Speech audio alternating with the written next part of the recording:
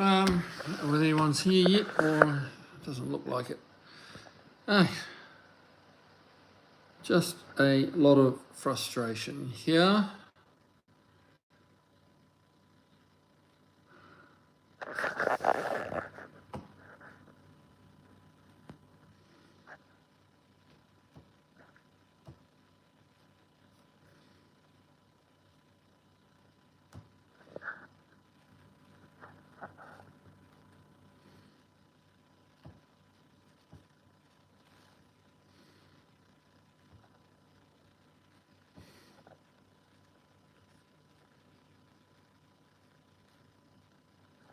Hey, we've got 3 in the room. Hey guys.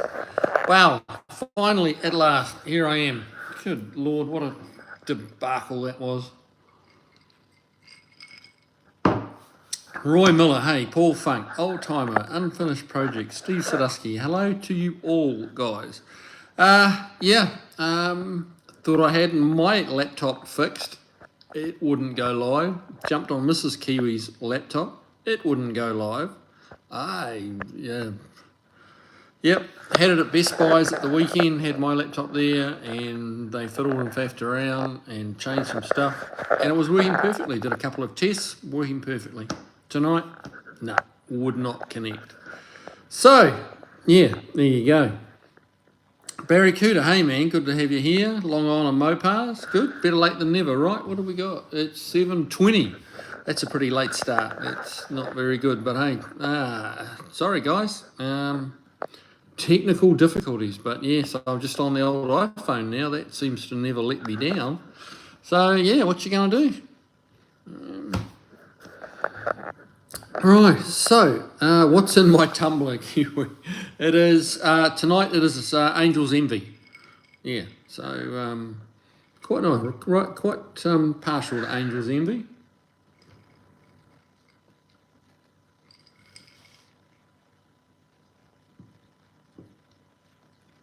Long Island Mopars, gin and tonic tonight for me. What you got? Yeah, Angel's Envy, yep. Paul Funk, welcome to Kiwi's Variety Hour, where we talk about everything from ball joints to booze to Bigfoot. There you go. Yep. Oh, Old Timer, Woodford's Reserve. That's always good. Very good. Steve Sadusky, Kev was probably playing with your laptop again. You can't leave Kev alone by himself, Kiwi. This is true. There's some force that just doesn't want me to do lives on my laptop, and now apparently on my wife's laptop either. Oh, Beagle Bob, we made it. Yes, we did.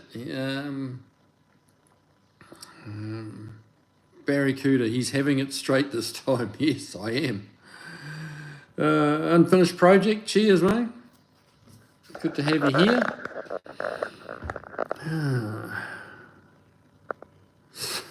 Old Timer. Swap a 351 into that Roomba. Man, it was frustrating because I thought I did a pretty good picture of old Kev riding the Roomba around for my first attempt at going live tonight. But yeah, it wasn't to be.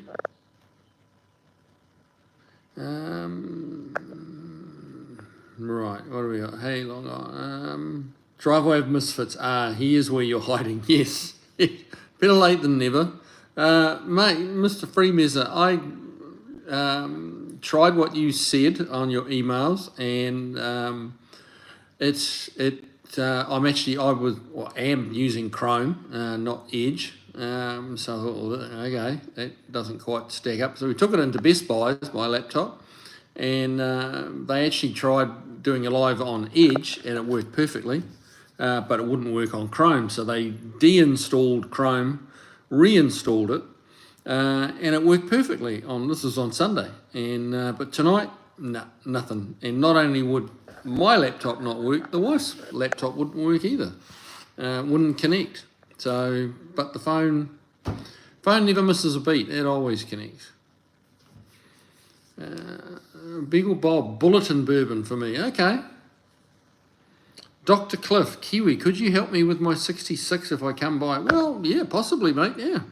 Give me a call or swing by. What's your problem with it, eh?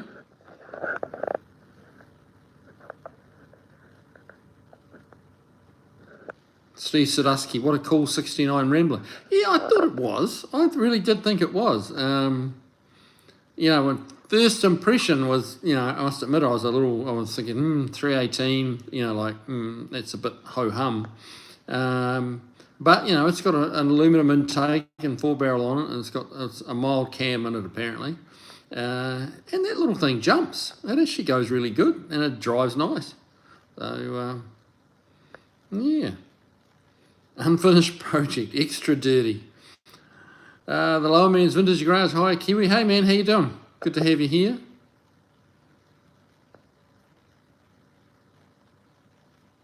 Unfinished project. Sometimes you got to smack them.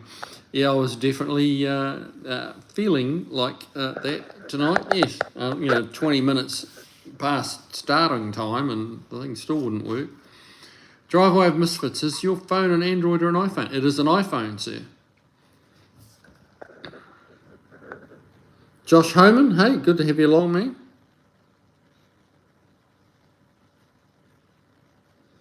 Yeah, Dr. Cliff, stalling when hot. Yeah, that can be a number of different things. Yeah, something probably, yeah. Swing by and let me have a little quick look at it, and we can go from there. And Nickel, hey man, welcome along. I'm not a Mopar. Nothing ho-hum about a 318. Them's fighting words. Well, yes, that probably sounded a bit more negative than I meant it to. It didn't seem like a big upgrade. I mean, they had a 290 in them anyway, those Ramblers. So it seemed like quite a bit of work for not a lot bigger engine. But yeah, the thing jumps, man. Donkey, hey, there's Donkey in Boston tonight. Okay, good to have you here, man. Driveway of Misfits. I'll email you a suggestion for testing the stream issue. Okay, I appreciate it, because I really thought Best Buy's had it sorted with that, you know, like, yeah, because it wouldn't connect on Chrome on my laptop, and then they took it out, reinstalled it, and it went straight on. It just clicked straight on into a live, and then I had to shut it. You know, he just had the live set on private, so it didn't kind of blast out to all you guys. So that I guess that would be the only difference, was that we had it, but it initially wouldn't work with Chrome on private setting, and then it did work on private. So I really thought we had it fixed, but there you go. Bob's Barn, hello from Southern Indiana. Well, hey, welcome along, man. Good to have you here. Dr. Cliff, I'm giving you a call. Okay, man. I'll wait to hear from you.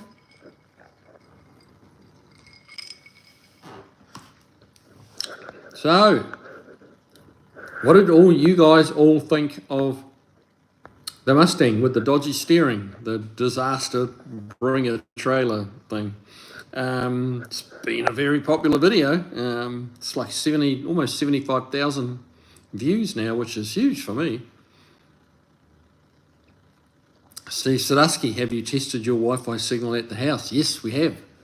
We have, and it says it's a strong signal. Even the laptop, like even when you're in YouTube, it says the signal's excellent.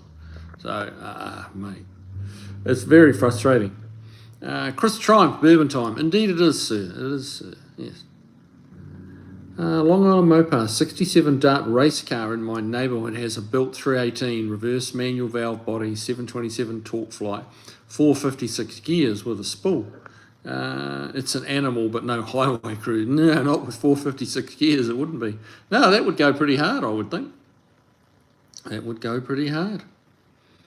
Dr. Cliff looks dangerous. Yes, it was dangerous. Very, very simply, it was very, very dangerous. Charles Dalton. Hey, man.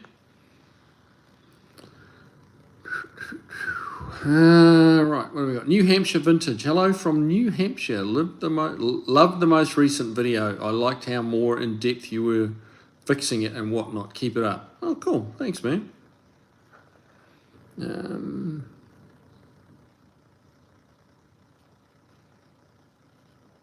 Thomas Steeman, how you doing, piece of crack Mustang? I'm not quite sure what you mean. Not sure what you mean, man. Sorry.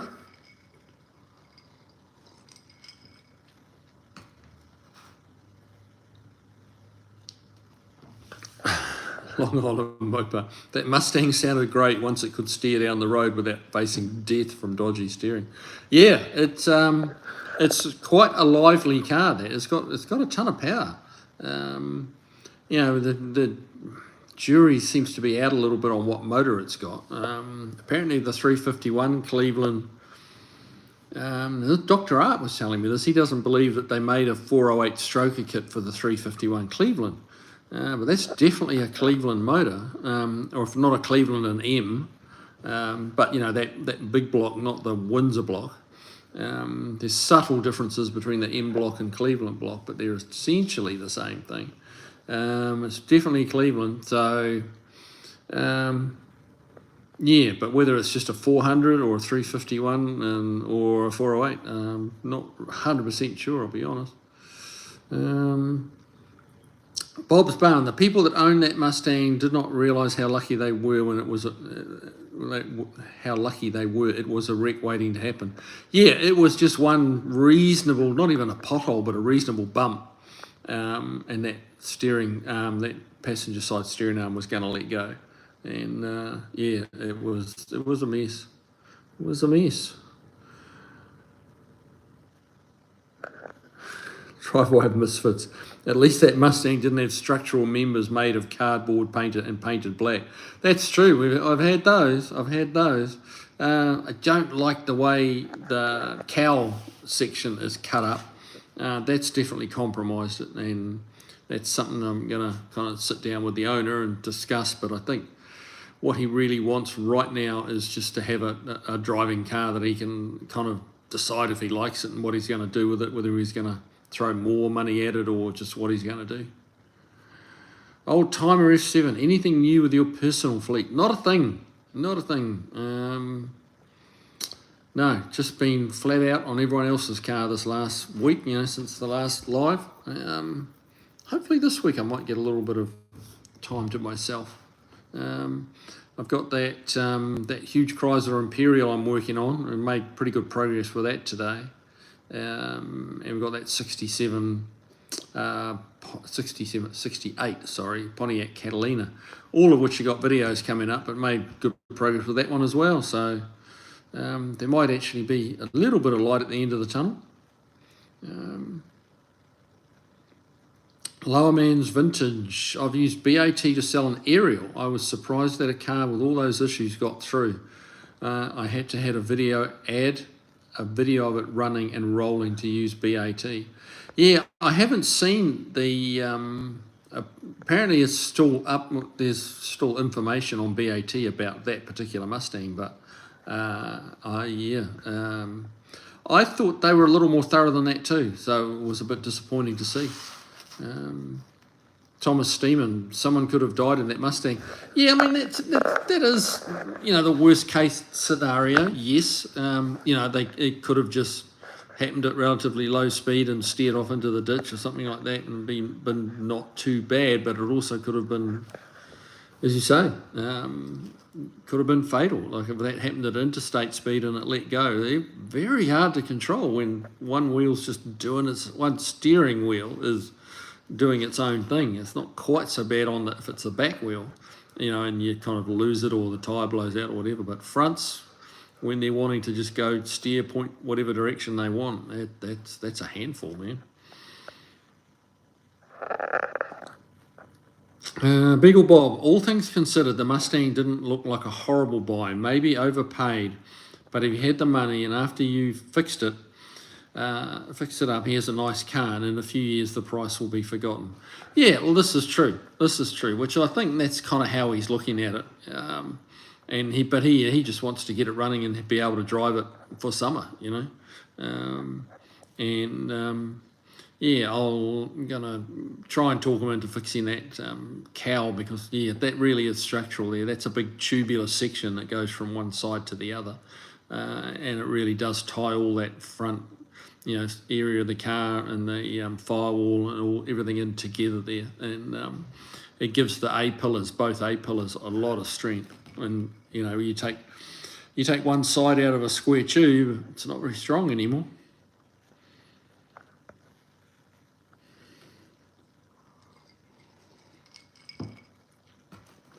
Steve Stanuski, the Mustang was an oh my god emotion for sure. Yeah, I couldn't believe it. I was looking at it when I first saw it. It's like, what were they thinking? But yeah. Donkey, where can a fellow look for buying classic cars? What do you like to use for searching? Yeah, Facebook Marketplace is pretty good. People, there's a lot of cars on there because it's free, like the likes of eBay you got to pay for. Most other avenues like the BATs and stuff like that, you've got to pay for it to sell it, so there's a lot of stuff on Facebook Marketplace. It's a little harder to search, but because it tends to want to just search near you. But maybe that's okay for you too, if you don't want to go out of state to buy something. Yeah. Tech bits and pieces. Morning, Mr. Kiwi. Yes, it's morning back over there, isn't it? Good to have you here, man.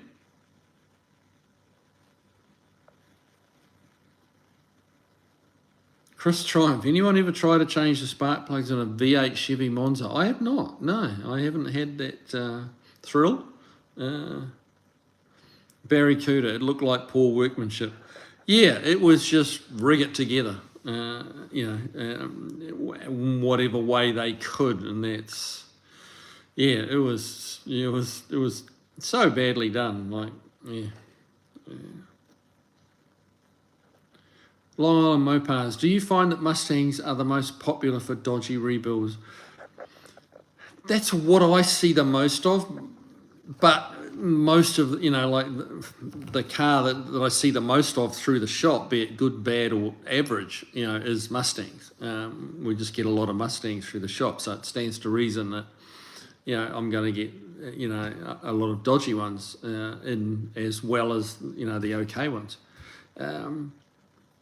So, yeah, it's... I don't know. I imagine similar bullshit goes on with the Chevys, like the Camaros and Chevelles and stuff like that. A friend of mine quite a few years back had a nice, what appeared to be a nice Camaro convertible with a big block in it. And that had all been, the rails all underneath the back. It turned out there was tons of spray foam in it, and they'd carved the spray foam in the structural areas and undercoated it. It was just a rotten mess, and that was a Camaro. So it does go on. I think I just happen to see more Mustangs because that's what I see the most of. Dr. Cliff, love the Rambler wagon. Learned a lot from the wiring repair. Yeah, that was. He didn't leave it a moment too long to kind of get me to address that. That was gonna be problematic pretty soon. Wow. Okay, we got a super chat. $100. Nice. Who did that? Tech bits and pieces. Have a cheap bottle of bourbon on me, mate. $100. That'll get me a nice bottle of bourbon. Thank you very much, man. I appreciate that. That's awesome. That's awesome. Well done. Thank you. Thank you. I really appreciate that, man. Might go and I have to think about what I'm going to get. Yes, I will get myself a nice bottle of bourbon. I will report back next week, next Tuesday.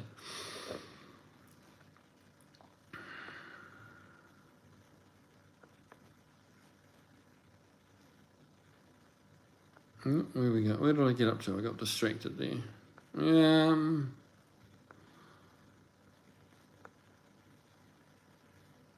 End of time. Those Rambler wagons are great. Yeah, somebody commented in the comments on that video and said they just got a Rambler SST, a Rambler Ambassador SST wagon. I thought, wow, that'd be a nice wagon. Mr. Greedham, hi, says hi. Hi, mate. Welcome along. Granddad's Junk. G'day, brother. What's going on with that Rambler? It's a very nice car. Yeah, it is a nice car. It's just a solid old car. It's not it's not going to win any big prizes or anything. It's got a decent paint job on it, but it's got a few. It's got a little bit of tiger striping on it on the paint. And it's just a nice, fun car that really probably wouldn't cost you a lot of money. like to buy it. I have no idea what he paid for it, but it's not a car that demands the huge price tag.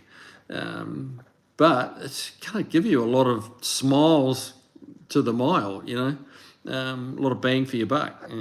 So I like it. Andy Nicol, I forgot who recommended Permatex for my mirror, but thank you, it worked like a damn. Oh, good, awesome. That was me. I think I told you to use the Permatex, the proper windshield glue, because that's what I use, yeah. Dr. Cliff, is it required that the resistance wire be removed when you go to a one-wire alternator? No, not at all. They're not related to each other. But there is some wiring you've got to remove when you go to a one-wire alternator. You've got to take out the voltage regulator, and there's a bit of wiring that you strip out of the loom. Yeah, but it's a pretty quick and easy conversion on those, and it's a good conversion too.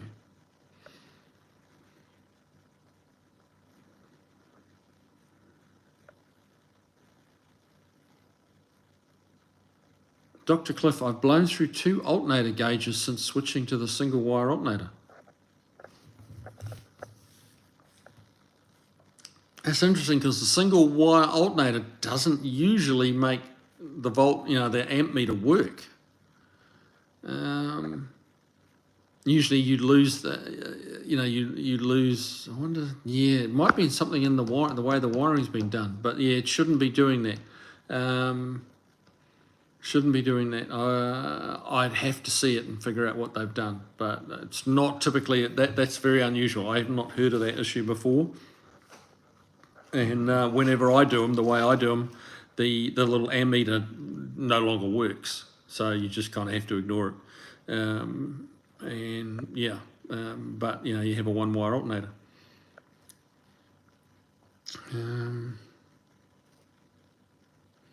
Lower Man's Vintage Garage. We scored the 60 T-Bird on Facebook Marketplace. Excellent deal. There's some good deals to be had on there, there really is. And it can be staying within kind of your own backyard, so to speak, where you can actually go and look at it yourself and not have to buy it online and out of state and stuff like that. There's definitely advantages to that, without a doubt. I mean, you can be crazy like me and go to San Diego to get a car. But yeah, that's not everyone's going to want to do that. That was a big, that was a real punt, on my part to go and pick that car up and drive it back. But yeah.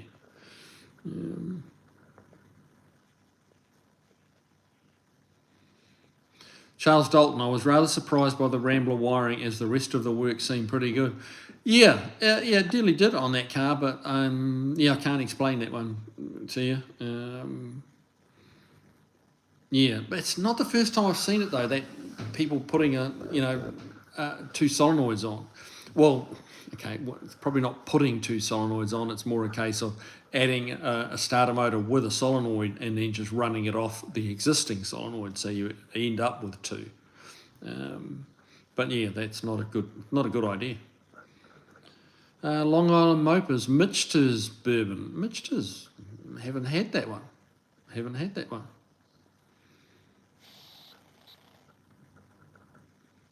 Lane Connolly, what is a good source for information on low lift porting, less than half an inch, for 69, 383 horsepower street engine, 68 Valiant?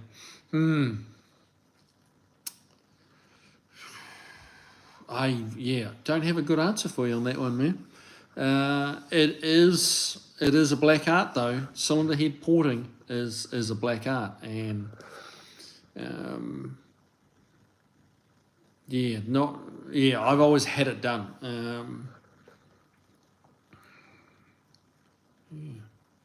So no, short answer, I don't have a good source for information on that. I don't even know. Yeah, you just have to start Googling it, mate, and kind of just search and try and figure out who you think sounds like they know what they're talking about. what I do know is that people have a habit of trying to make the ports too big.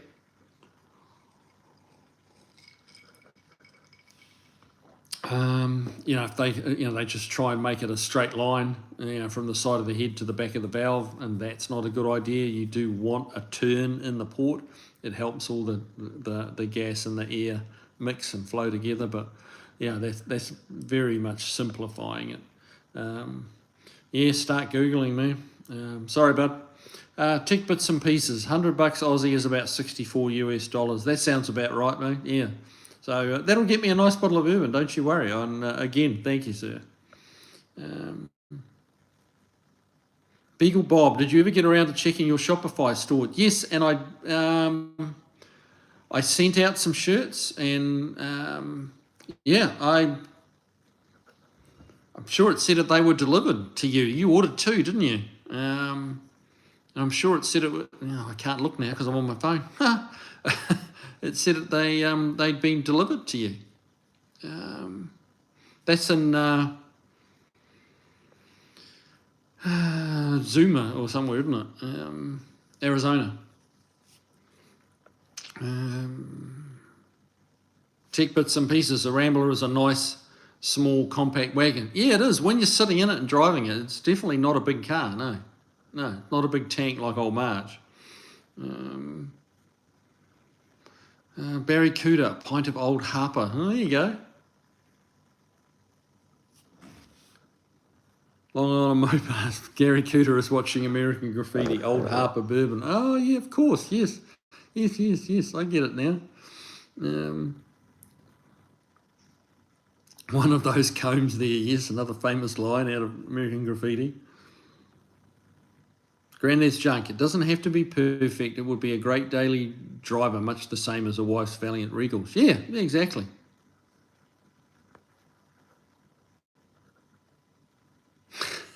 Ballpoint pen.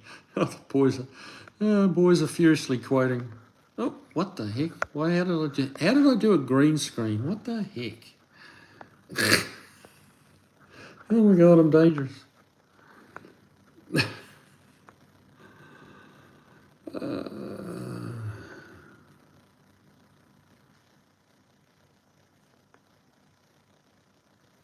Dr. Cliff, it no longer works. Maybe I shouldn't be expecting it to. No, if it's wired up the way it should be, that amp meter won't work. What you need is a voltmeter in it. Measuring the amps with an amp meter is a very 60s, 70s thing, and it's typically it's voltmeters now.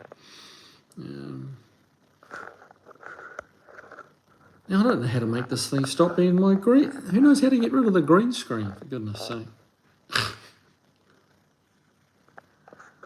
Lane Connolly, one wire alternator probably has too many amps for the ammeter. That's not really it. It doesn't, the wiring, because there's just one wire coming out of the back of the alternator, there's two wires go to the amp meter, and it has to read it across a certain length of wiring, the amps running through it.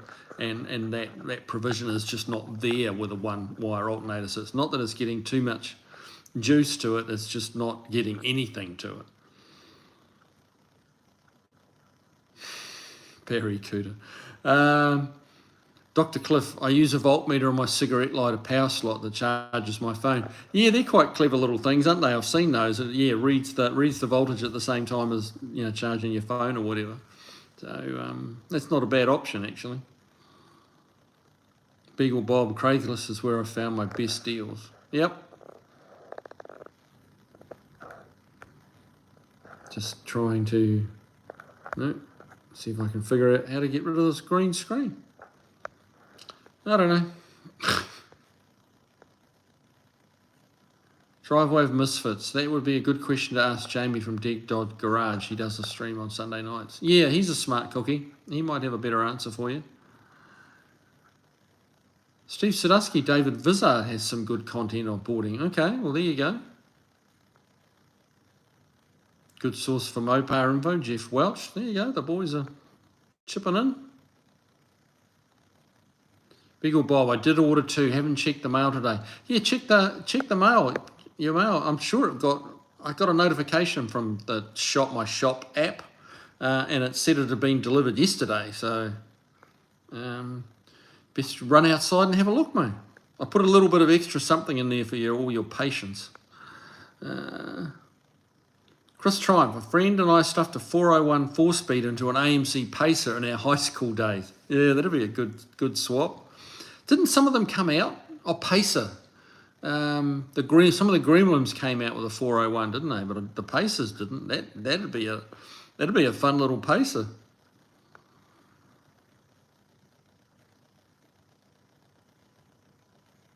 Lower Man's Vintage Garage. What is this? Some kind of acid trip?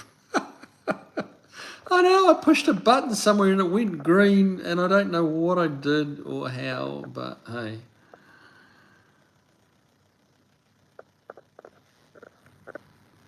Hang on. Green screen. How do I now? Done.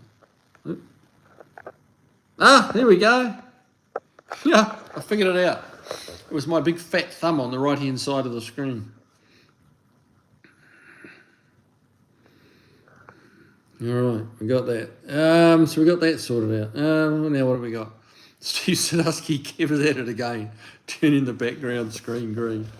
Oh, yeah, he gets that little fella catches a lot of blame, a little bit more than is really due to him. But hey, green screen equals maybe you had to change background on your phone. Yeah, I did. So.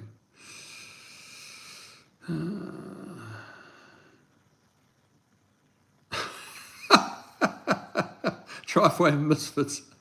The kitchen and the man cave were just background images. Unsubscribed. Oh no, don't do that. Dr. Cliff, I can't find a factory style voltmeter. No, I don't. I'm not aware of one either, mate. I don't think they do. Typically, if you upgrade them to like a modern dash, some of these digital dashes or the modern analog gauges, they will come with a voltmeter as opposed to an ammeter. Ford used ammeters till 86 or maybe later. Okay. Didn't realise it was quite that recent, but then I guess 86 is not really that recent, is it? Granddad's junk. The brother is on one of those space trips somewhere in the universe. No, I'm back now. I'm back. I thought Michael Welch. I thought the Rambler had an Americanized Volvo wagon look going for it with the 4-speed. Nice touch. Yeah, it's quite a decent looking wagon, and yeah, I'd have it. If that came my way, and the price was right, I'd be all about it.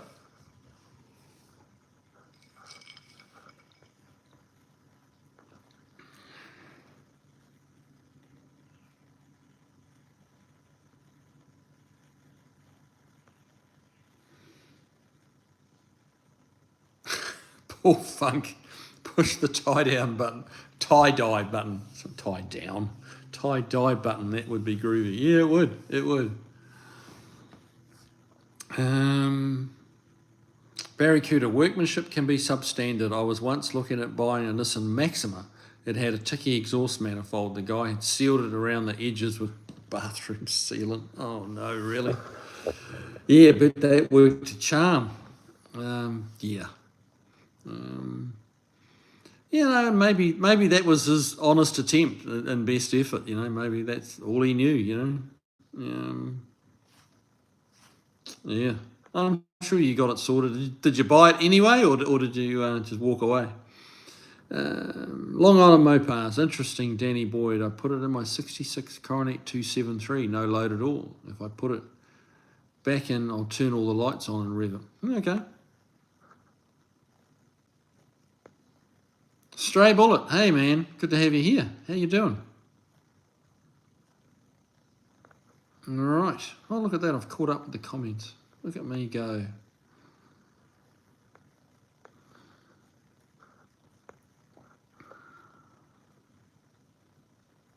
Right, so what else is happening, guys? What have I got coming up? Well, I've got this 61 Chrysler Imperial convertible in the shop, so we've got a video coming out on that soon. That's a very cool car. Giant, like an aircraft carrier of a car, 19.5 feet long, absolutely massive. And yeah, but very, very nice car. Swivel seats, swivel electric seats, like it's the whole 9 yards, man. It's a very cool car. All the extras on it.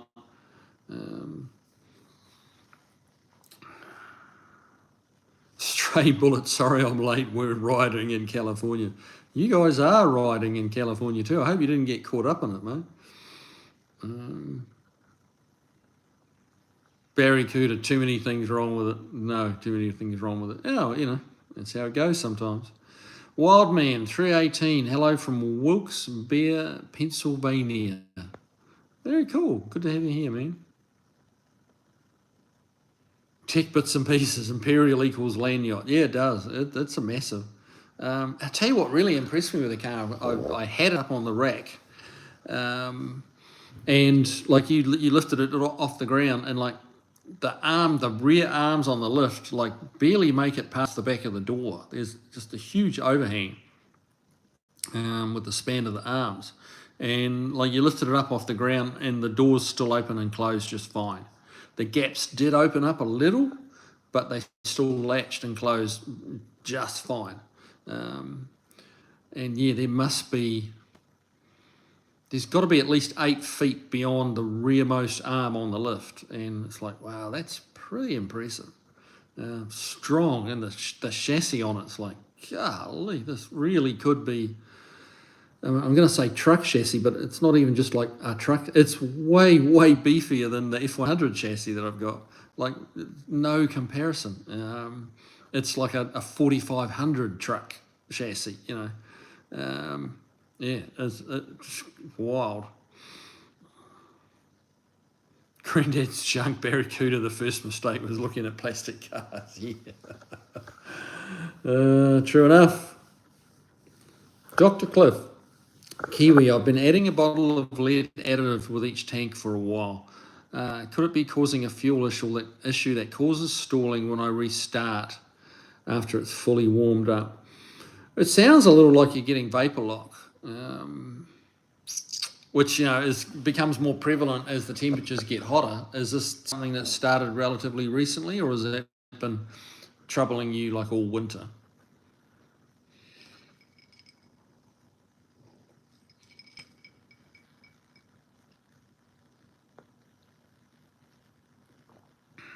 Wild Man 318. Sorry I'm late. I'm trying to rewrite my resume so I can get a good and heavy equipment mechanical job. It's tough finding good work up here in Pennsylvania. Really? Wow. It's hard finding people down here. And I would have thought that you'd be able to pick and choose, working on heavy equipment. A buddy of mine works down in North Carolina on heavy equipment, and yeah, he was saying they can't get people. Might be time for a change of scenery, mate. Stray Bullet, I went out and tagged my hood last night in the spirit of anarchy. Oh no. Were you tagging offensive things like Chevrolet and stuff like that? Is that what you were writing on the walls? Just to upset people?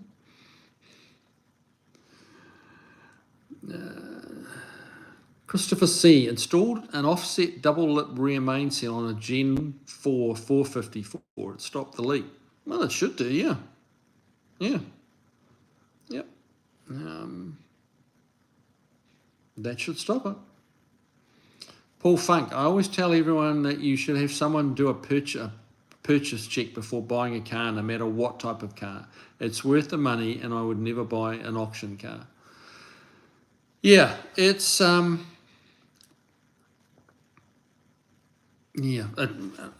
agree 100% on the pre-purchase inspection. Absolutely worth the money, unless you're smart enough and you don't just think you're smart enough, you actually are smart enough to be able to pick up the stuff you need to pick up.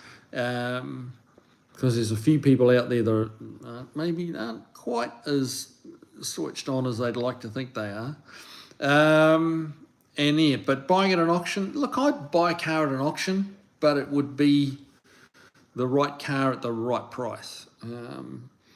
Because typically it's a buy beware, no backs, no, you're the winning bid, you own it.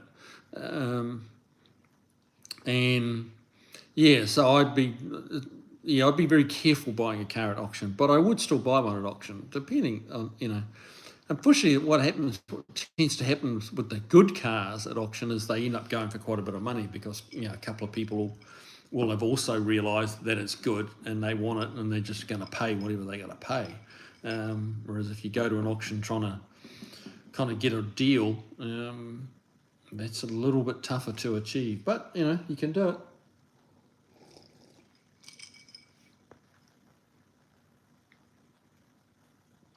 Wildman 13, how do I get the comments removed so I can see you? Oh God, you're asking the wrong person. Oh, now I've green screened it again. Good Lord. I'm a danger, I'm telling you. Here we go. Yeah, see, I can't even keep the screen the right. What if I do that? Is that better? Now I can't see the writing, it's too small. I don't know how to remove the comments, mate, to be honest with you. I don't know. Just that's what I do, start stabbing at buttons and see what happens. Often doesn't end very well, but hey. Chris Triumph, I got my 750 GT 750 two-stroker out the other day, and someone at the gas station said it was going to blow up because it was smoking out the pipes. Yeah, well, man, can you even ride two-stroke bikes in California anymore? You California guys? I know you can't sell a two-stroke, anything new two-stroke in California. You haven't been able to for a long time. But can you still ride like an old two-stroke bike in California? Dr. Cliff, yes, it's when it's hot. It sounds like you're getting vapor lock, mate. You might need, there's a few things you can do to counter that. But yeah, let's just get it in and have a look. Stray Bullet, Kiwi must be using his phone for this stream. I am, mate, because my damn computers wouldn't work. 2 laptops sitting here in front of me, like behind the phone where you can't see them, but neither of them would connect to, they're both connected to the internet, but they wouldn't connect, the live stream. It just kept, saying going live, and there's a little circle scrolling and scrolling and scrolling, and it just would not connect. So, yeah, I'm on my phone.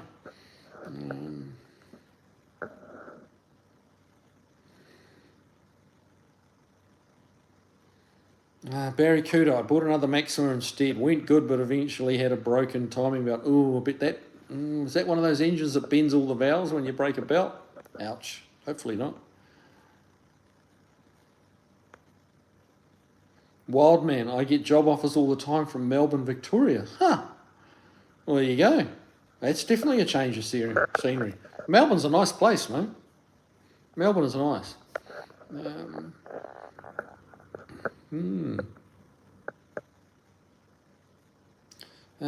But I can't really leave this area. I happen to be a commander for an American Legion. Ah, okay. Well, that's tricky. Dr. Cliff, it gets heat soaked when I turn it off, and the temperature gauge goes to 3/4 after sitting 10 minutes. Yeah. Yeah, a number of things it could be, like it may be, yeah, it can be a number of things. What carburetor, what intake manifold, what kind of radiator have you got in it? Is the radiator working as well as it should? There's a few things that can be causing it, or at least making it worse than what it should be. Steve Sadusky, Dr. Cliff, have you thought about heat sink, fuel line too close, fuel filter, etc., too close to a heat source? Yeah, well, those are some of the things. I mean, Steve's right. That's sort of, if you bring it by, that's sort of some of the stuff we'll look at. Try and see where this excess heat's coming from. Um, I mean, you can put a return, fuel return line on it. Put a fuel pressure regulator with a return line on it, and send, keep the gas circulating. But really, it shouldn't really be doing it anyway. So rather than trying to band-aid the problem, let's try and figure out what is causing it.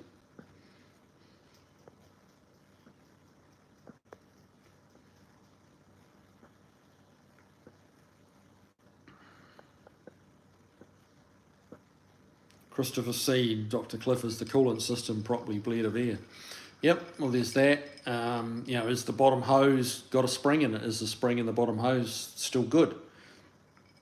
Or is the bottom hose collapsing under RPM? There's a bunch of different stuff it could be.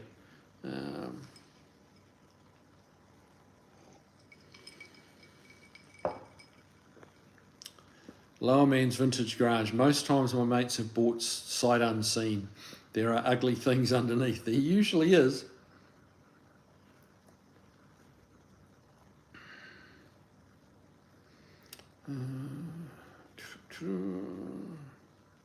Dr. Cliff, if you can't find it, try non-ethanol fuel.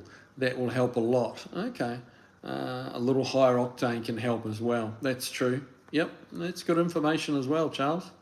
Higher octane will definitely help.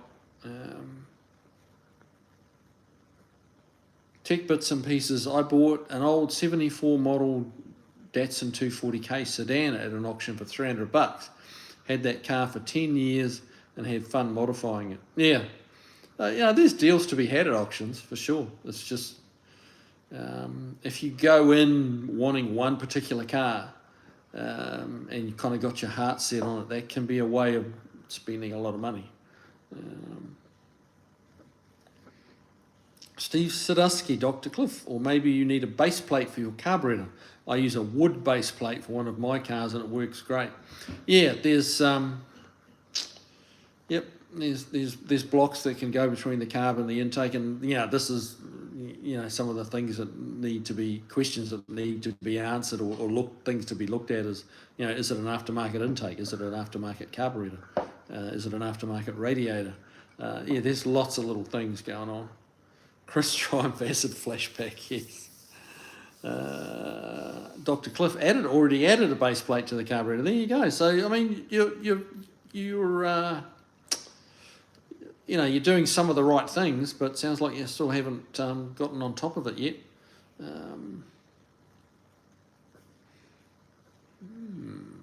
Need to see it and drive it a little bit. Danny Boyd, no two-strokes in California anymore. Commies. So you're not actually allowed to drive a two-stroke in California anymore, like at all. Well, that's kind of, if that's the case, that's kind of police state stuff, really. I think, but hey. Paul Funk, I've put cars up on the lift and could tell right away they're from a Rust Belt state and would stop right there and tell the customer to keep looking and not charge the customer. Yeah, good for you, man. That's the decent thing to do, because there's no point, once you see all that rust, there's no point spending another hour and a half on it, writing down, the right front turn signal doesn't work. Well, who cares if it's got no chassis in it, So yeah, good for you, man. That's the way to do it. That's good business, You will get, you'll get good word of mouth through, that kind of business practice for sure.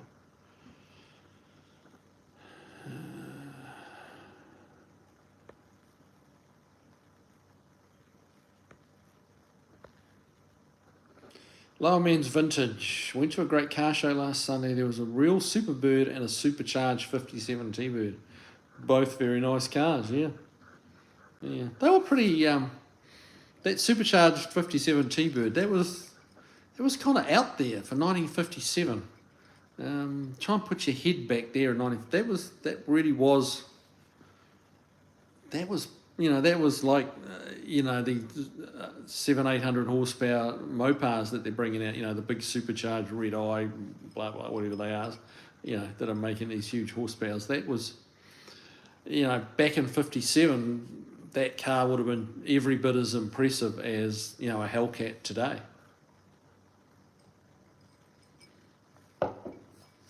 Garth Harris, morning, Kiwi. Bloody cold here in Victoria, Australia. Hope you're all well. Mate, any better I'd be dangerous, I'm telling you. No, I've been good. Had a good week this week. Things have been, what I've been working on has been working. It's been agreeable. It's not been fighting me too hard like you do get some days and some weeks. So, it's been pretty good.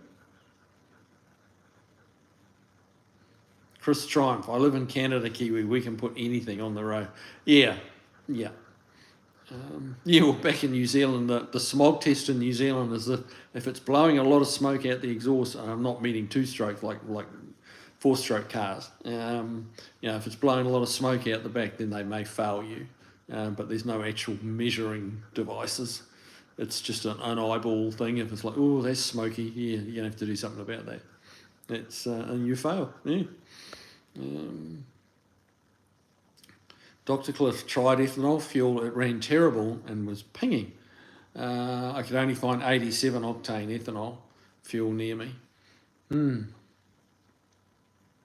See, ignition timing will that can raise the temperature. 87 ethanol was pinging.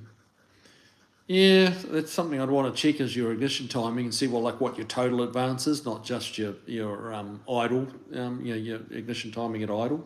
You need to check what it's advancing to.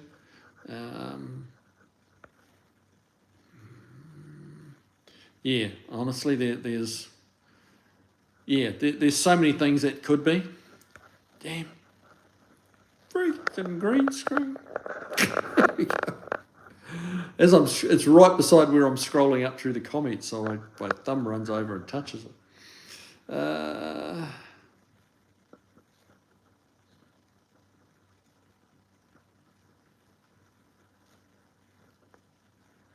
Straight bullet, we can, but two-stroke dirt bikes can only be ridden on public land during certain times of the year.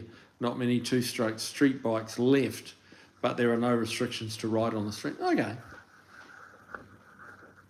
Well, that's kind of how it should be, I think. Temperature's fine when I'm driving. Okay. Well, it's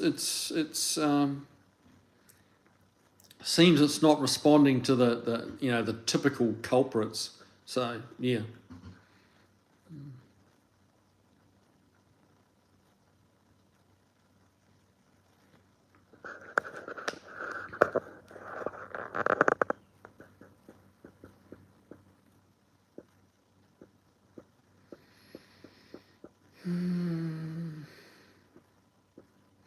Dr. Cliff, fuel lines are on the opposite side of the engine, but I do have headers. Maybe I missed a comment there. Temperature's fine. Not sure what you mean. The fuel lines are on opposite side of the engine. Not sure what you mean there.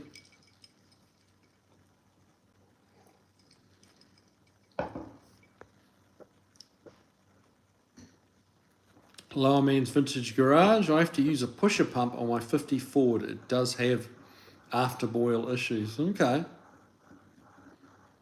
Yeah, this Imperial that I've got, the 61 Imperial, that's got a mechanical pump on it, but it also has a little pusher pump down by the tank. So that at some point it must have been having trouble picking up fuel.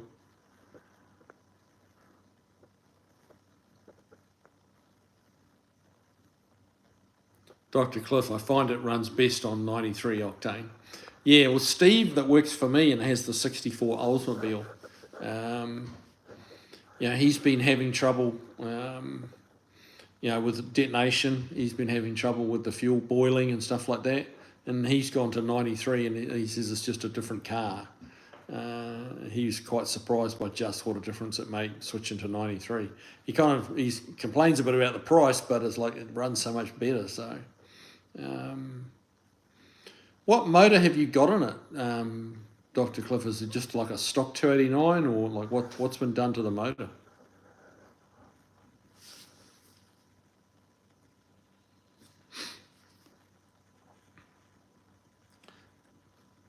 Classic car guy. I have a 64 Datsun pickup with a unibody. Datsun pickup, unibody V8 swap. That'd be a cool little truck. That would be a cool little truck. I know it. Yeah, they're a neat old truck. Those 64 Datsuns. You don't see it. You see the odd one on Facebook around here, but not very often.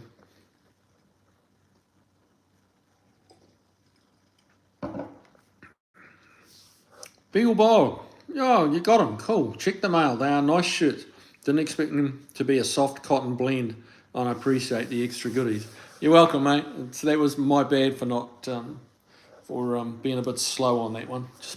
Just too busy at work and just didn't get to it and kind of slipped my mind. So sorry about that, Chief. But you got them now, so cool.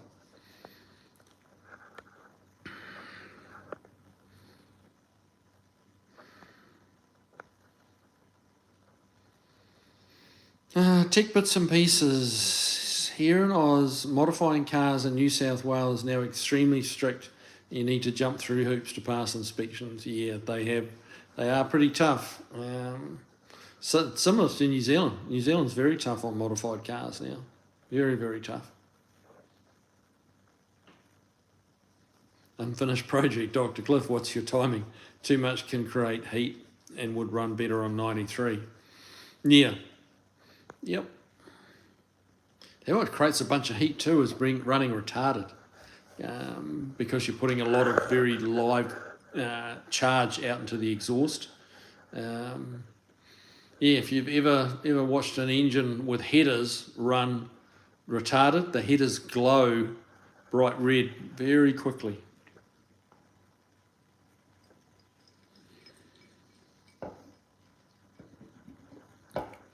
Lowerman's Vintage, you can still run two strokes in California. Plenty of RD 400s and vintage Vespas, yeah. Yeah, I forgot about the Vespas. Granddad's junk, the big buzz is my wife's 54 custom line multi-turbo injection side valve is nearly going. Had some problems with sticking sensors. Okay, yeah, that's wild, man. Only a Kiwi would do something like that. A side valve V8 with multi turbos and injection on it. That's just a crazy thing to do, but hey, why not? Danny Boyd Studebaker offered a supercharger around that time. Yeah, they did 50.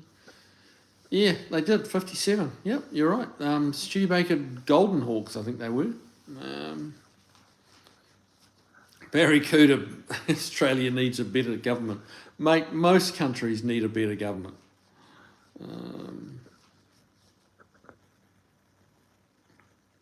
Paul Funk, was that a Paxton supercharge?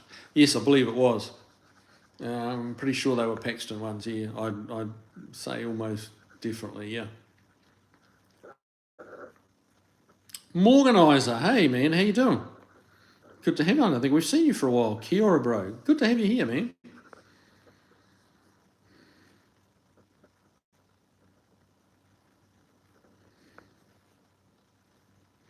Chris Triumph, I ride a 2025 KTM XC300 on the street in Ontario, Canada. Ontario, Canada. Silly bike. Yeah, means nothing to me. KTM XC300. All I can really glean from that is it's 300 cc's. That's about all I know. Tech bits. Australia has been a nanny state for many years now. I'm sure when cars get modified and the governing oldies want to give you an internal cavity search too. There's an element of that, yeah. Bloody typos, yeah. I get what you meant, mate.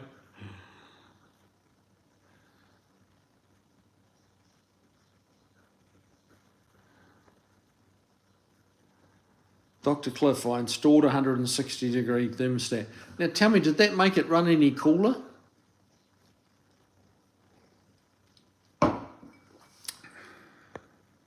I'm going to take a guess and say it didn't make it run any cooler.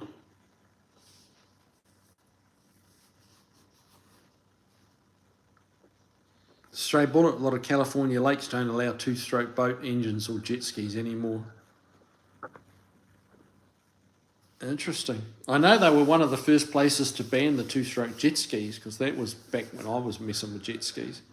And, you know, that was one of the little subjects, was how California had banned the Sea-Doo two-strokes, and that was what kind of pushed them over the edge. Because apparently California is a huge market for the jet skiers and the outboards. And yeah, that's when that kind of tipped them over into going four-stroke.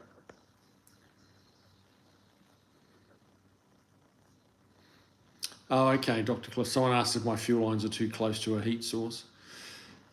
Yeah, not typically on that model Mustang. It's actually outside the chassis rail, or it should be. It should be running outside of the chassis rail and then back into the engine bay, like at the last, right opposite the fuel pump.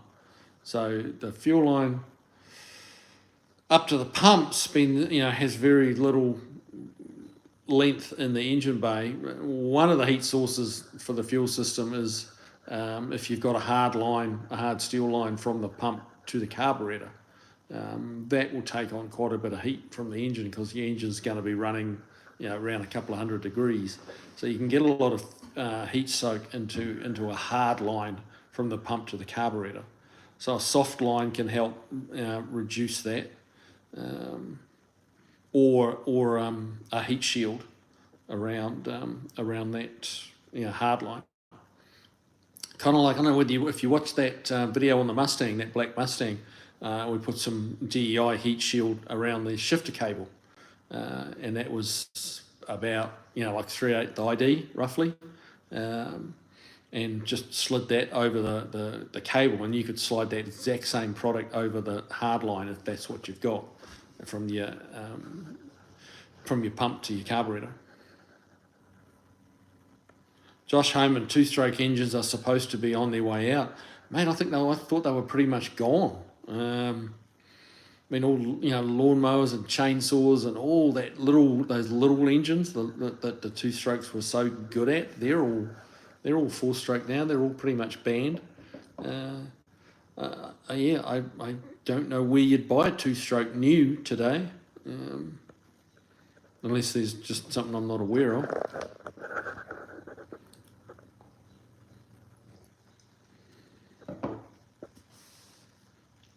Dr. Cliff, 200 cubic inch. Oh, it's a straight six. It's a six-banger. Okay. Huh. All right. Well, okay. Does that have... a lot of those six-bangers had the heater hoses running through a little plate that goes underneath the carburetor to preheat the carburetor. More so when it was cold, for cold conditions. But yeah, if you've got heater hoses going like in beside the base of the carburetor and coming out again the other side, you've got a water heated base plate on your carburetor, which that would be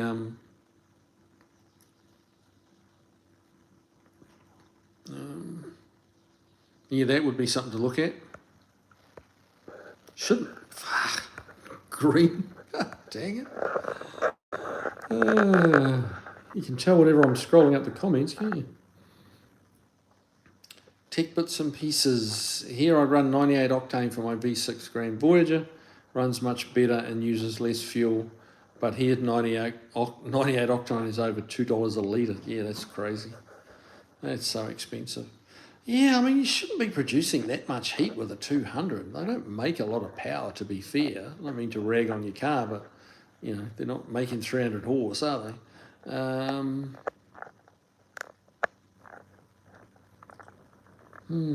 46 to 45 auto lights is really not going to make much of a difference.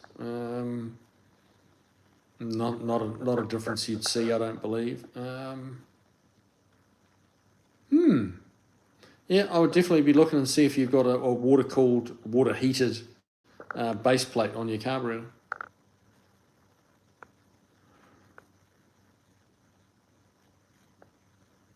Chris drive, Kiwi needs around to it, getting around to it. Yeah, I do, you're right.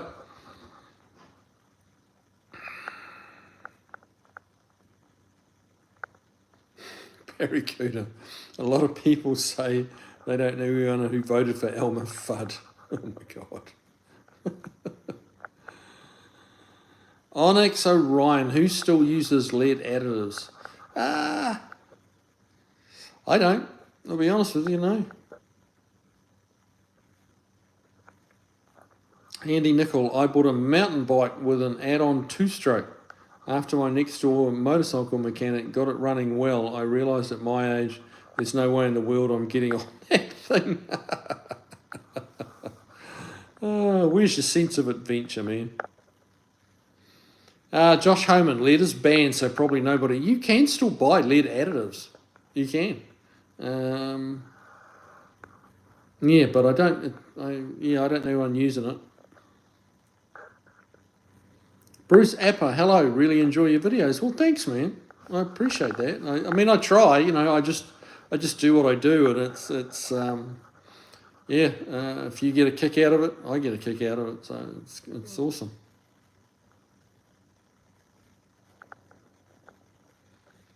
Dr. Cliff, yes, the cooler thermostat made a difference, but the previous one was 195, and you took quite a jump. Well, the fact that the 160 made a difference means that your radiator's, supplying cool enough water.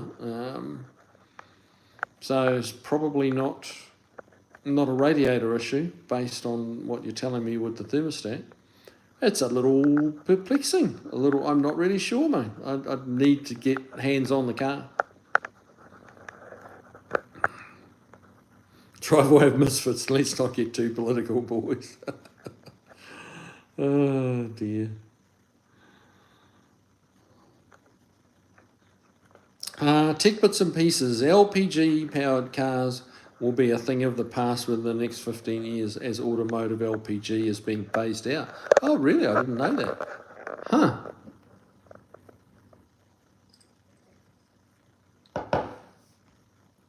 Dr. Cliff, I switched to rubber fuel lines. Okay.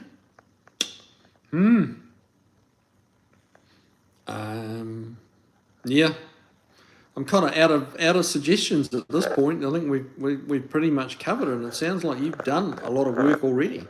So, yeah. Moparel is in the house. Welcome along, brother. How you doing, man?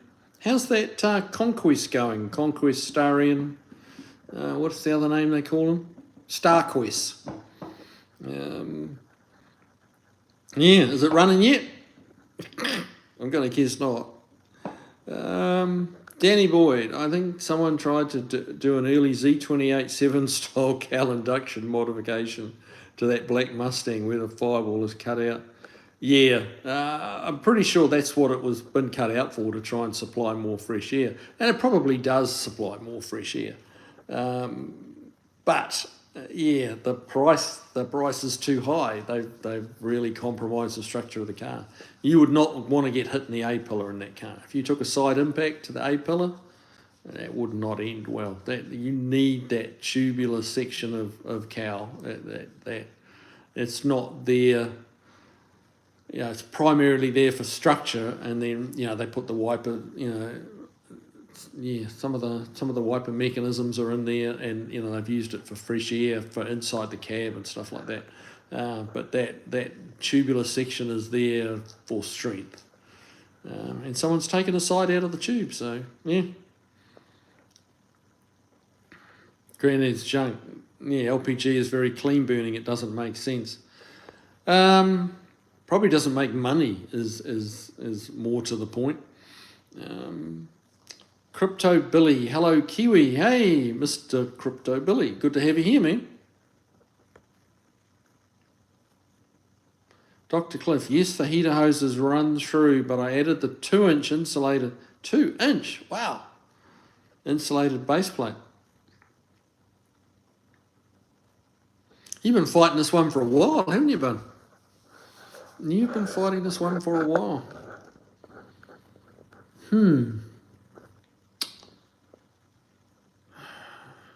Yeah. I'd have to lay hands on it, mate. Really.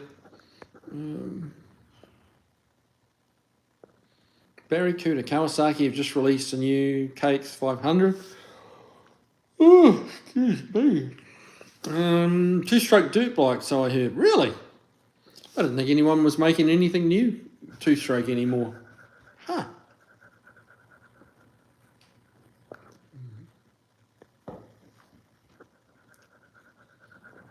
Eric Nizovic?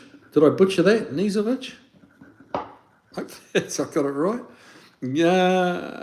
Gas two-stroke dirt bike still for sale here in Alberta. I haven't seen a four-stroke chainsaw. There you go.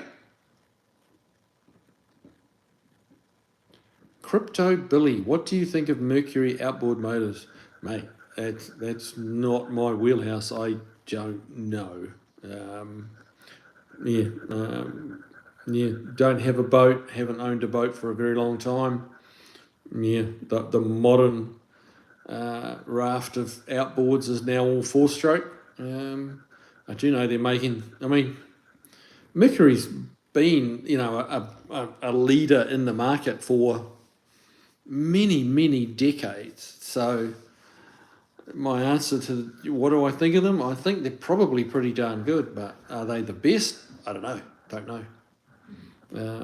They're certainly putting out some huge numbers out of four-stroke, like 500 horsepower, 500R, I think, is like they're making a 500 horsepower Mercury outboard. Like, wow.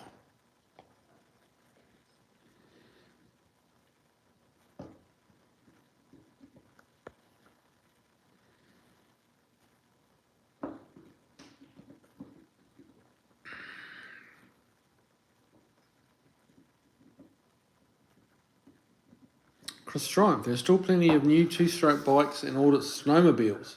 Yeah, I have not seen a snowmobile for sale in person. On sale outside of California. Okay. And there you go. I was wrong. I thought they'd really cleaned house on the two-strokes and pretty much banned them all.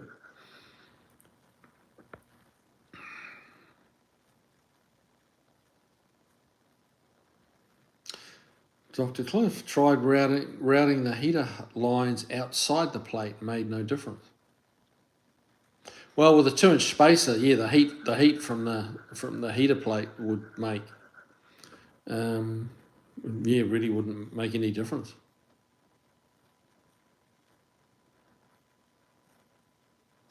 Danny Boyd, 160 doesn't let the engine get hot enough to burn moisture out of the oil.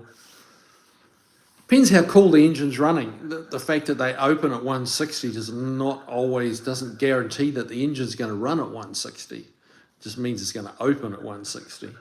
A lot of engines will carry on past 160 and get up around that 180, 190, with a 160 in it, depending on the radiator, But yeah, if it was actually running 160 consistently, and the thermostat's opening and closing, around that 160 mark, that is on the cool side, especially by today's standards. And today's fuel likes to, is happier when, green again.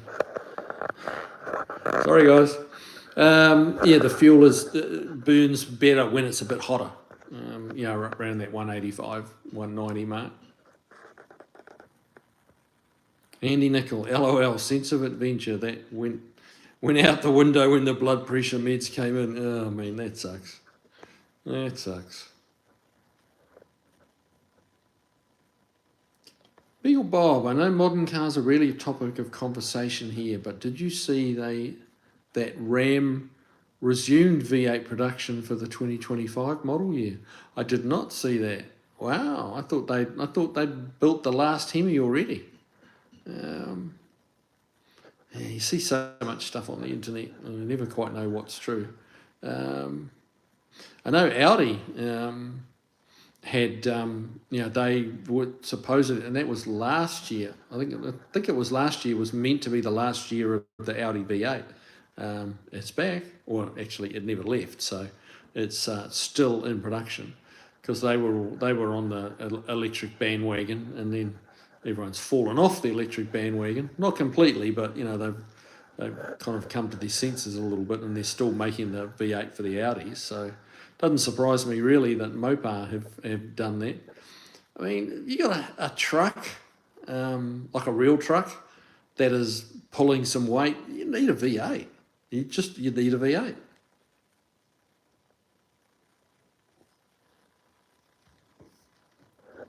Tech bits and pieces. My Grand Voyager Town and Country is dual fuel, petrol, and LPG. It was a big thing here in Oz a few years ago.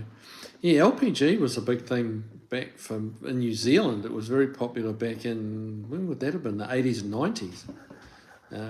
Dual fuel. And the government was giving you subsidised loans and stuff to get conversions done and all that kind of thing.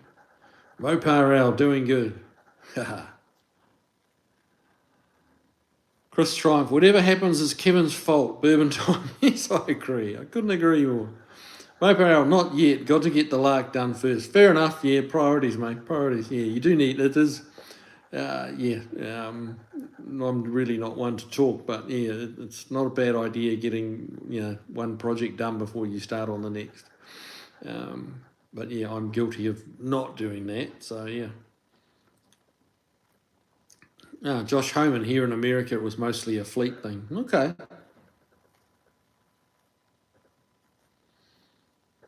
Tech bits, LPG runs very good. The only difference I notice is it marginally lower in power in first gear. Okay.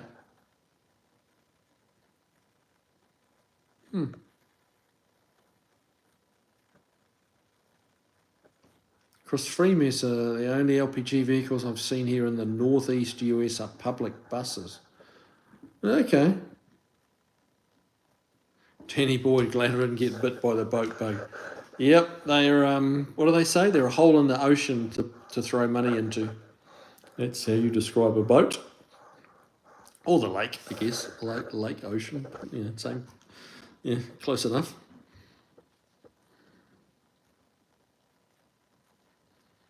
Chris Triumph, mate. 25 KTM 300 is a two-stroke on the street. Silly bike. Be silly powerful, I imagine. They still have the big power band in them where they just go from not much to all hell's breaking loose and like just 50 RPM. They just bang into the power band. That's how the two-strokes that I remember were, but I mean, I'm remembering a long way back.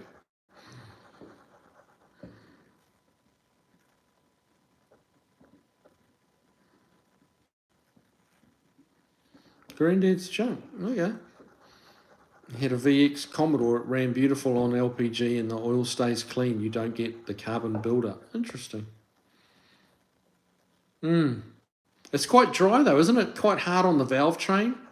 I remember hearing that, and back when I was young, people were ragging on the LPG a little bit, saying that you need to run petrol or gas through it every couple of tanks of LPG because it's very dry. Has no lubrication qualities like the gas does, and petrol does.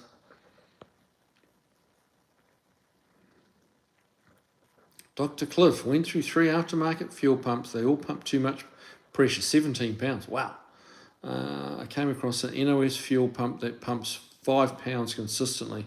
Yeah, it's hard to beat the mechanical pumps. They were pretty darn good. A new old stock one. That's yeah. You wouldn't see too many of those.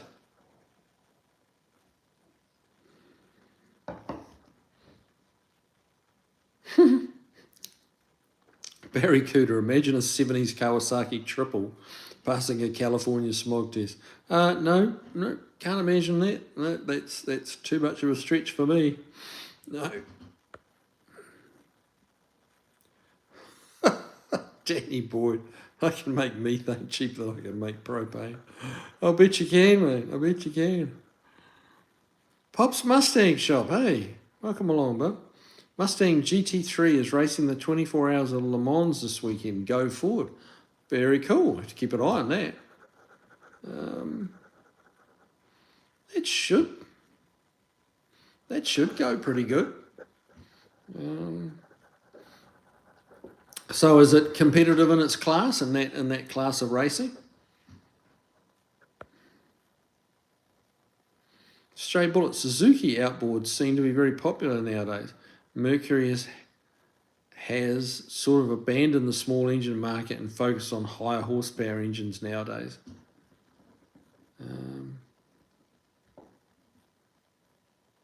Dr. Cliff, I rerouted the heater hoses before adding the insulator plate.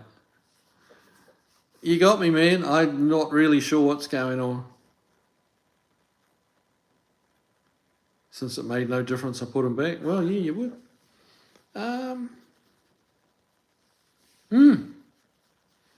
Mate, I'm, yeah, not sure.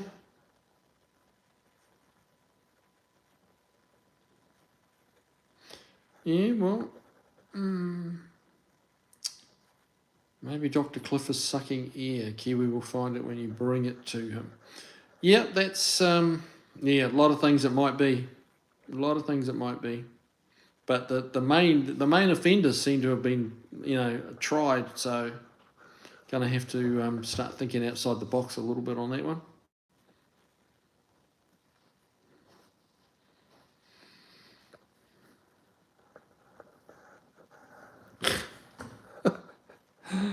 David Tyree, you seem to be having trouble finding that tie-dye button. All right, here goes. Green screen. What are the options here? Oh, there's Kev. Oh, you can set your backgrounds. Look at that. What was that? Oh, yeah, that's a photo from where? Oh, this is pulling pictures out of my thing, out of my camera. My phone, I should say. Yep. That's old Kev riding around on the Roomba. And there's my place. No tie-dye options, bud, I'm afraid. Sorry about that. Paul Funk, Dr. Cliff, maybe a circulation problem, wrong head gasket blocked. Blocks steam holes. Yeah, the old six-banger Fords didn't have steam holes. Water pump impeller rusted off. You're not really having an overheating problem, though, are you, Dr. Cliff? From what I've read tonight.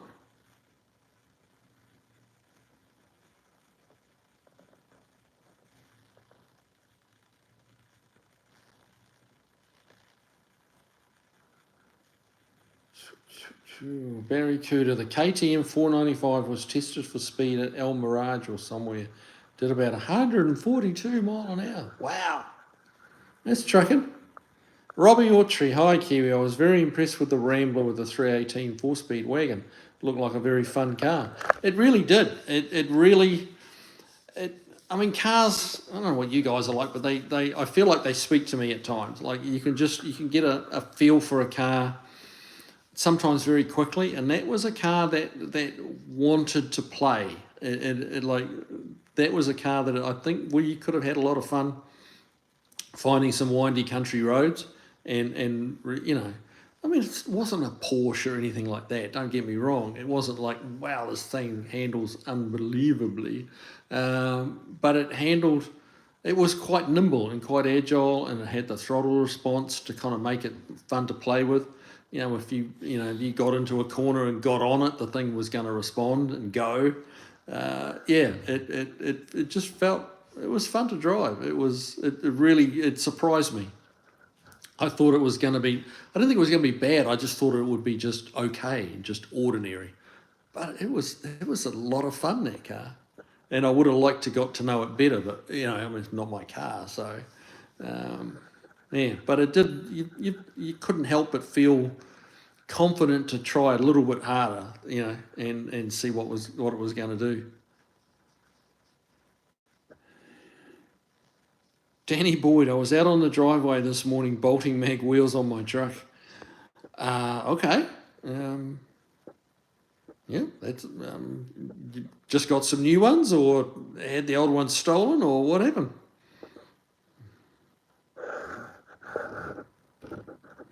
Now, my old '96 Honda CR500 was geared for 120, scary fast. Yes, Mopar L was definitely digging the AMC wagon. It was cool, man. It was a real surprise, a real treat for me.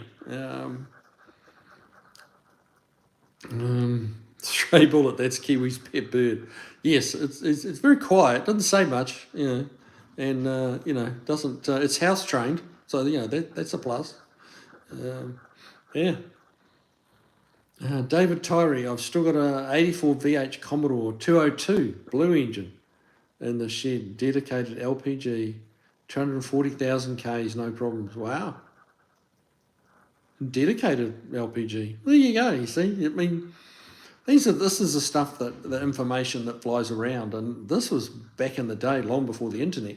But it's amazing what information flies around. You just need one person to have a bad experience, something, and the story grows a bit. And yeah, but 240 Ks now in miles, that's about 150,000 miles. So yeah, on an 80s engine, 150,000 miles is pretty good. And you've had no problems, and it was on purely LPG, so that's darn good. Danny Boyd, Kiwi is riding the auto back like a house cat. Exactly. Yes. I might have to try and do a video short of it, right, actually moving, and get it on the move, just for a bit of humour. Beaglebot, a robot vacuum's a primary mode of transportation for Kiwis. Well, they can't fly, so yeah, they've kind of got to ride around on something. Stray bullet, they have very clean highways in New Zealand, Bob. I guess we do.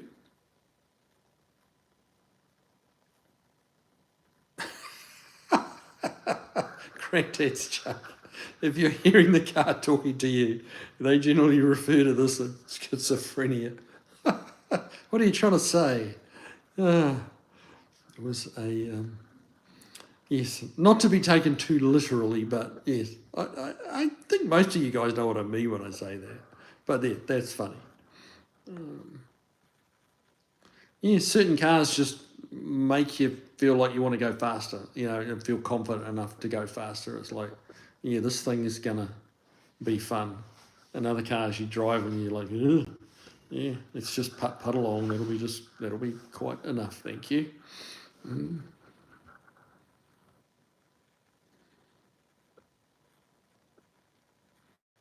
Things were worse, Dr. Cliff. Things were worse. She was stalling when putting into gear. Stalling.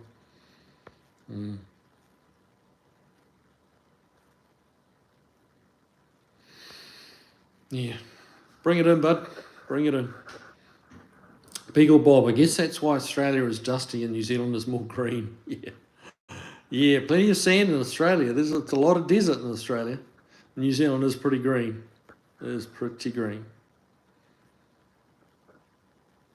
Danny Boyd found some Ford slotted mags on Craigslist like 7 years ago and snapped them up. Needed new tyres, so I got them put on the mags. Oh, okay. All right. I get you. I was kind of quietly wondering if you were actually taking the wheels off your own vehicle in the driveway in the early hours of the morning and whether it was something else was going on entirely. Pop's Mustangs. Mustang GT3 won their class at 24 Hours of Daytona earlier this year. Finished 1, 2, 3, swept the podium. That's a Ford for you, man. First on race day. First on race day. Well, maybe not every time, but yeah, they've had their fair share of wins.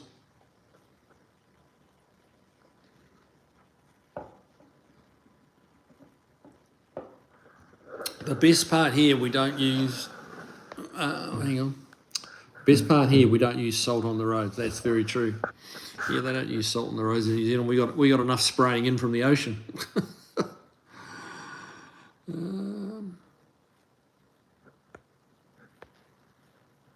Barracuda, Central Otago in New Zealand is dusty. That's true. That's true.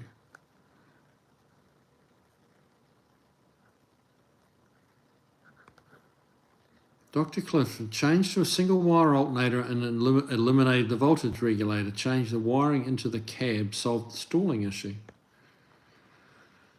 I'm not sure what's going on for you, but it doesn't make a whole lot of sense, I'll be honest with you. Danny Boyd. Then maybe 6 years ago I found 16 Megard lug nuts at a junkyard and bought them. I used them and then 4 Ford lug nuts. Shit. This has been a fairly long ongoing project, getting these wheels on the car, isn't it? Stray Bullet, Ford is the best pot. There you go.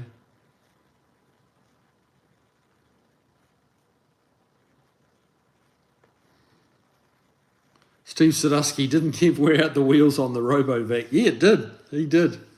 Yeah, they were completely worn out. It was almost down to the like hard plastic rims in the middle, of the wheel, rather than the rubber treads. They would like 1/4 inch of rubber was gone off them, and they're only 5/16, thick. So yeah, it was mostly gone.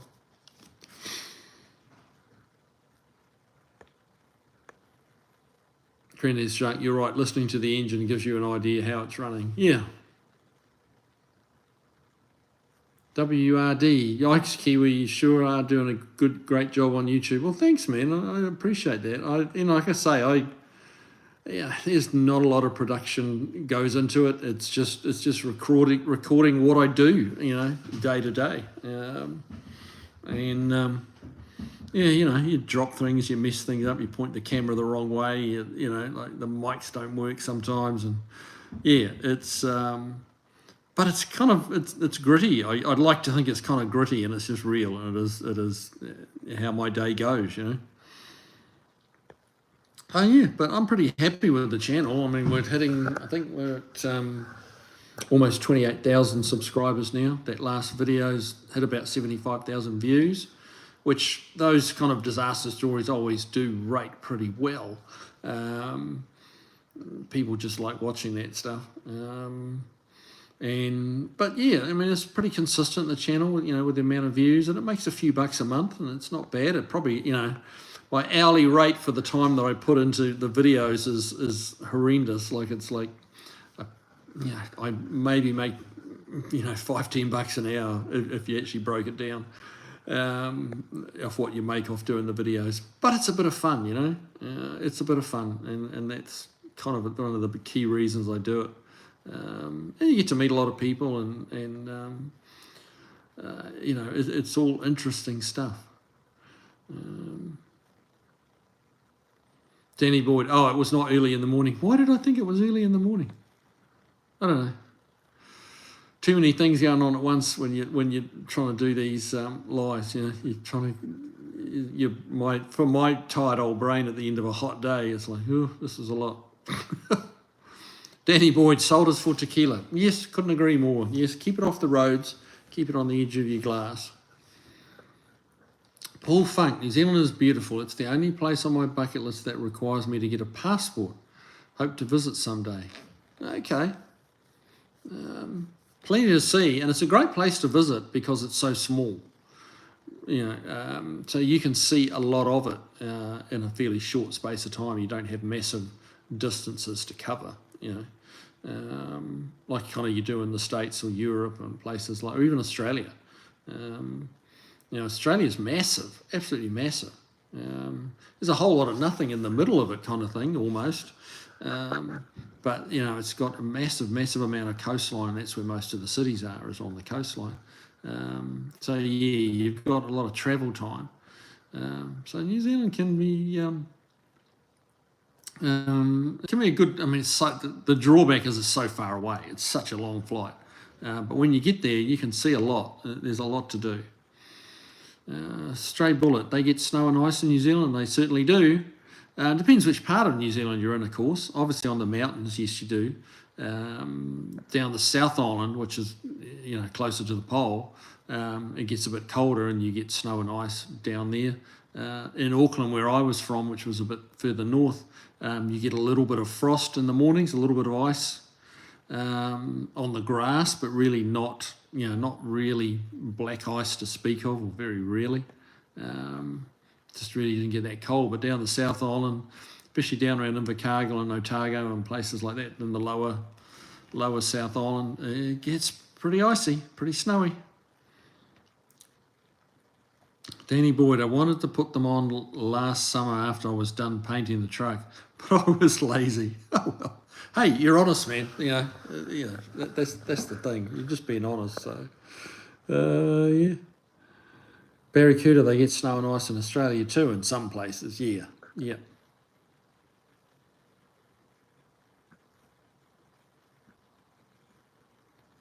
My granddad's chunk. Sorry, Mopar. Best remember Daryl Alderman, his Mopar ate those Fords cheese for breakfast. Chevys for breakfast. Josh Homer is mostly desert. There's a lot of desert in Australia, yeah. Chris Tribe, we get snow and ice in Canada every once in a while. Really? I think there's places there that don't ever thaw out, isn't there? Beagle Bob, if you were to buy a brand new truck, what would you get? Danny Boyd, an hour before noon is still morning. Well, this is true. If you were to buy a brand new truck, what would you get? It's a good question, actually. It's a good question. Depends a little bit what I wanted to do with it. If I was doing some heavy towing, then obviously you need a diesel.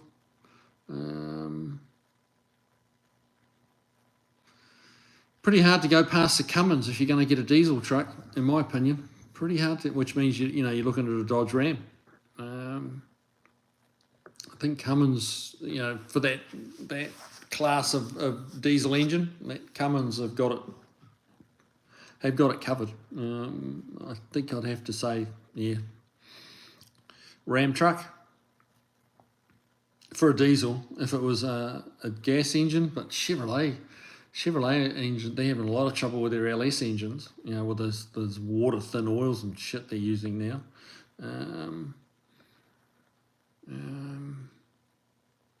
Don't know not sure which I'd get if it was a gas.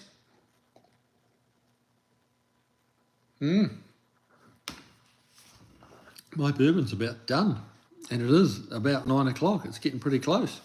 I know we were a little bit slow getting started tonight, but I'm afraid I'm still going to need to clock off at 9 because I have to get my beauty sleep. And I mean, just look at that picture. You can see why.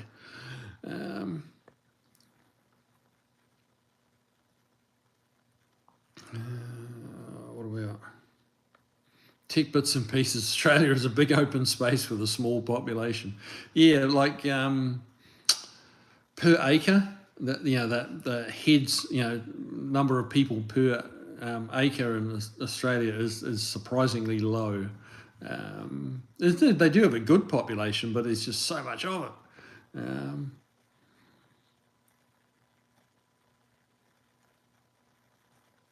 Granddad's Chuck, Paul Funk, come down south. Anywhere north of Nelson is nowhere.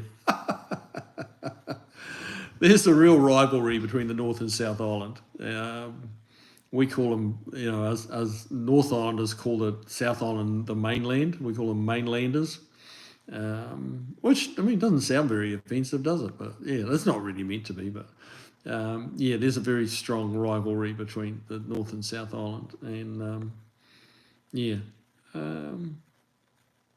I think the people down the South Island in New Zealand are a little more laid back. North Island has got very, a couple of big cities. Auckland and Wellington are big cities. It's a real rat race. It's all the things that denser population, all the negatives that kind of go with that denser population in the North Island. Stray Bullet. I'd get a Coyote-powered F-150, Bob. Yeah. That would be the pick of the gas trucks, I think. I think the LS makes a bit more torque than the Coyote. They're a torquier engine and a little bit bigger, obviously, in literage or cubic inches. But they're having a lot of trouble with the LSs, I believe. So yeah, it would probably be the Coyote F-150. That's a good call, Stray Bullet.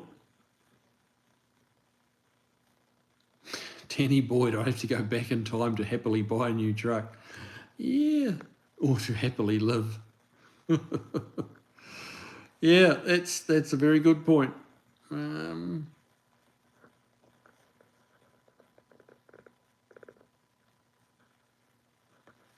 Andy Nickel, if I won the lottery, I'd get an 18-speed Peterbilt and just drive around in it. Just the tractor unit. There you go. Yeah. Why not? Barracuda, better off with an early 70s F100. Mate, that's what I've got. So, yeah, I kind of have to agree with you there, don't I?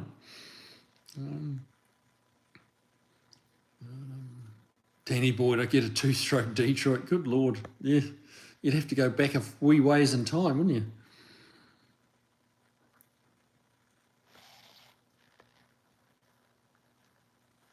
David Tyree, it is the mainland. Oh, this is true. Robbie Autry, that Cummins is a workhorse. Yeah, and the latest one out, they've had a little bit of an Evo, version now, and they've gotten rid of a few of the issues that the Cummins had, because nothing's perfect, and Cummins wasn't perfect or isn't perfect. But they've done some upgrades on it and remedied some of the little issues they were having.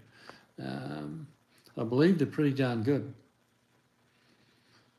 Beagle Bob, after 5 years of owning a Coyote-powered F-150, I bought a 7.3 Power Stroke.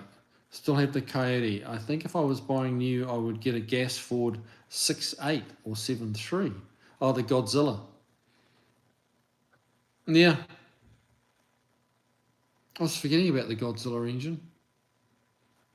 Yeah, that's no replacement for displacement, Yeah, 7.3 gasoline engine, that's going to tow most of pretty much anything you want to hang on the back of it. It is a Godzilla, that's a man-sized engine. Steve Sadusky, yes, GM is having troubles with the pickup engines for sure lately.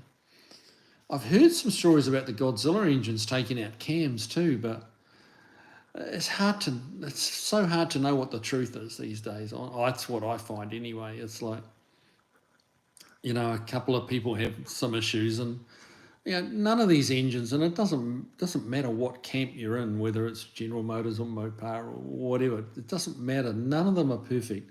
They all have issues. They all have failures because they're man-made. Things go wrong.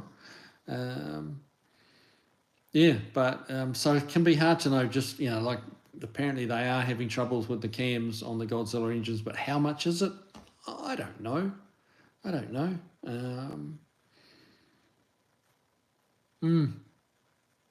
The Stray Bullet.